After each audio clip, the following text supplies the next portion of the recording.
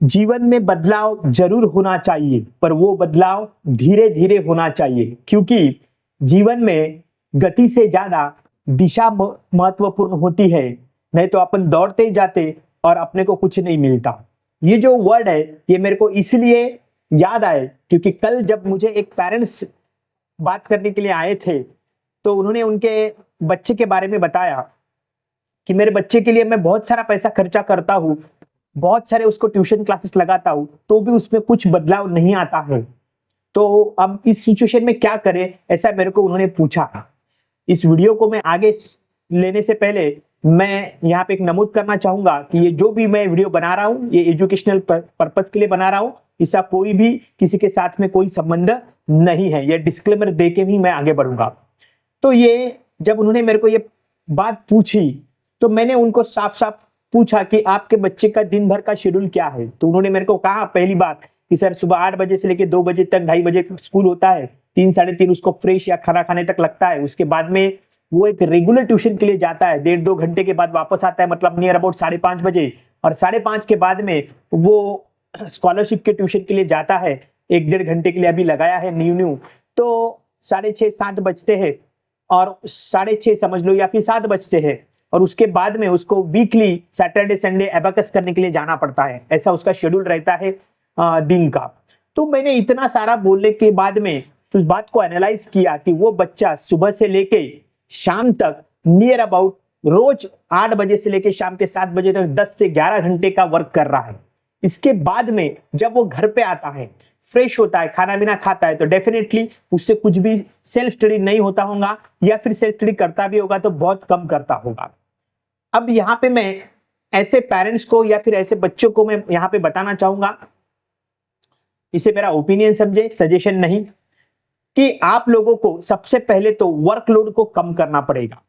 आप लोग अगर एक टाइम में 3-3, 4-4 वर्कलोड कर रहे हो तो कहीं पे भी आप लोग 100% से काम नहीं कर सकते, और जब तक आप लोग 100% से काम नहीं करेंगे तो आउटपुट नहीं आएगा। एक बात अच्छे से समझ लेना चाहिए, इस मेंटालिटी को आप लोग क्लियर कर लो। आप ट्यूशन 1 लगाते हो, 2 लगाते हो, पैसा कितना खर्चा करते हो, इस पे रिजल्ट डिपेंड नहीं होता। आप लोग कम वर्क बहुत अच्छा करो तो उसका रिजल्ट आता है। जैसा उन्होंने दिन भर से कहा है कि 10-12 घंटे उसका तो पढ़ाई करने में, मतलब ट्यूशन क्लासेस वगैरह और स्कूल इसी में जाता है, और उसके बाद में उसके पास सेल्फ स्टडी करने के लिए टाइम ही नहीं बचता है, और रिजल्ट तो आपके सेल्फ स्टडी पे डिपेंड होता है। जितना ज्यादा आप लोग घर पे सेल्फ स्टडी करोगे, बातों को सीखोगे, अंडरस्टैंड कर लोगे, प्रैक्टिस करोगे, बार बार टेस्ट देके देखोगे, तो ये सारे पे आपका रिजल्ट डिपेंड होता है। ना कि आपका रिजल्ट कोई पढ़ा रहा है और 10 घंटे 12 घंटे उसके सामने बैठ रहे हैं और फिर जाके आप लोग एक्सेप्ट कर रहे हैं कि रिजल्ट आना चाहिए, तो ऐसा रिजल्ट नहीं आता है। ये बात मैं क्लियरली कह रहा हूं।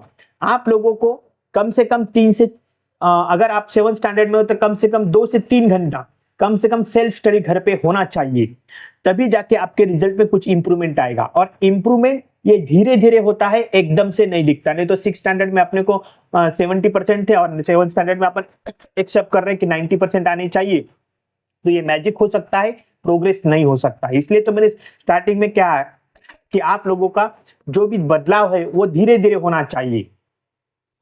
तो इसी मेंटालिटी के साथ आपको बढ़ना है कि 10-10% का आप में डिफरेंस आना चाहिए, तब जाके आप लोग उसमें चेंजेस ला पाओगे। अदरवाइज आप लोग कितना भी ट्यूशन लगाओ, कितना भी दौड़ो, आपके हाथ में कुछ नहीं लगने वाला।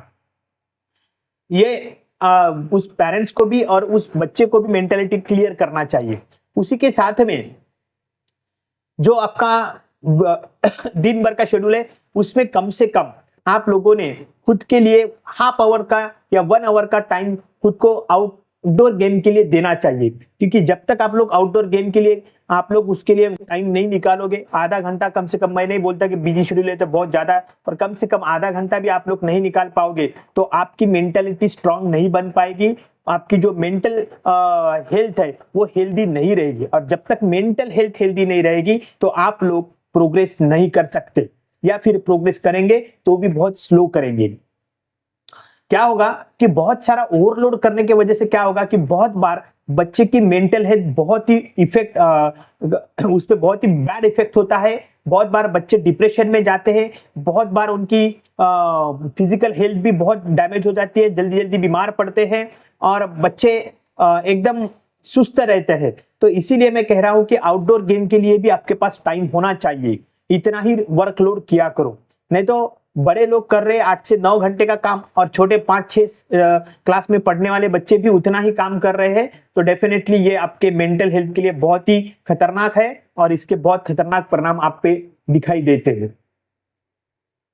तो ये तो हो गया कि आप लोगों को वर्कलोड कैसे करना चाहिए। अगर आपको वीडियो अच्छा लगे तो आप लोग शेयर कीजिए ताकि आपके भी दोस्तों के लिए थोड़ा सा मदद हो। और आपका क्या ओपिनियन इसके बारे में, मेंटल हेल्थ के बारे में क्या स्ट्रांग होना चाहिए नहीं, तो जरूर कमेंट बॉक्स में लिखिए। Thank you.